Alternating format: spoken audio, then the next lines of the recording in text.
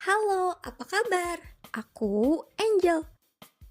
Hari ini kita akan belajar tentang salah satu peristiwa penting dalam sejarah Indonesia, yaitu penyusunan naskah proklamasi kemerdekaan. Peristiwa ini menjadi langkah penting yang mengubah nasib bangsa Indonesia. Siap untuk mengikuti ceritanya? Yuk kita mulai!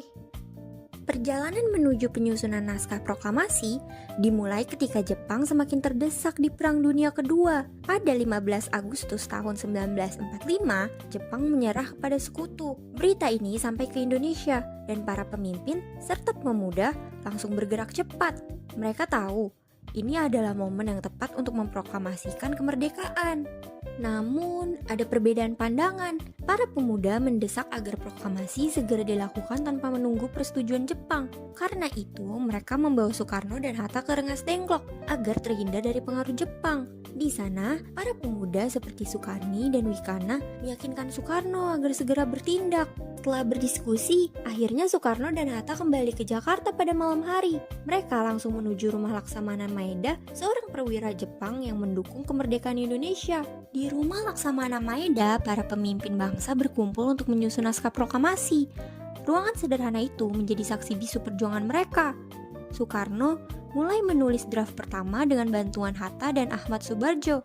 Teks yang disusun harus singkat, jelas, dan mencerminkan semangat bangsa Indonesia.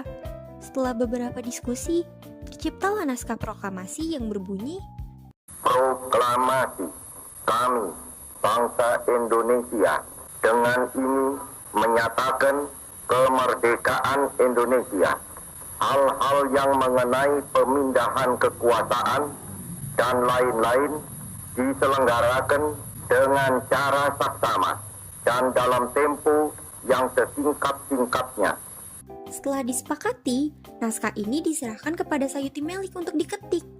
Ia mengetiknya di mesin tik milik Laksamana Maeda dan membuat beberapa perubahan kecil, seperti mengganti kata wakil-wakil bangsa Indonesia menjadi atas nama bangsa Indonesia.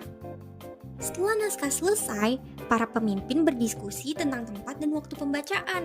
Akhirnya diputuskan bahwa proklamasi akan dibacakan keesokan paginya di rumah Soekarno di Jalan Pegangsaan Timur nomor 56. Meski suasana masih penuh ketegangan, rakyat Indonesia menyambut momen ini dengan penuh harapan. Pembacaan naskah proklamasi menjadi simbol bahwa Indonesia telah merdeka. Penyusunan naskah proklamasi adalah hasil kerja keras dan persatuan para pemimpin bangsa kita. Dengan semangat dan tekad, mereka berhasil membawa Indonesia menuju kemerdekaan. Mari kita selalu ingat dan hargai perjuangan ini ya. Terima kasih sudah belajar bersama hari ini. Sampai jumpa di petualangan sejarah berikutnya. Tetap semangat belajar dan cintai Indonesia.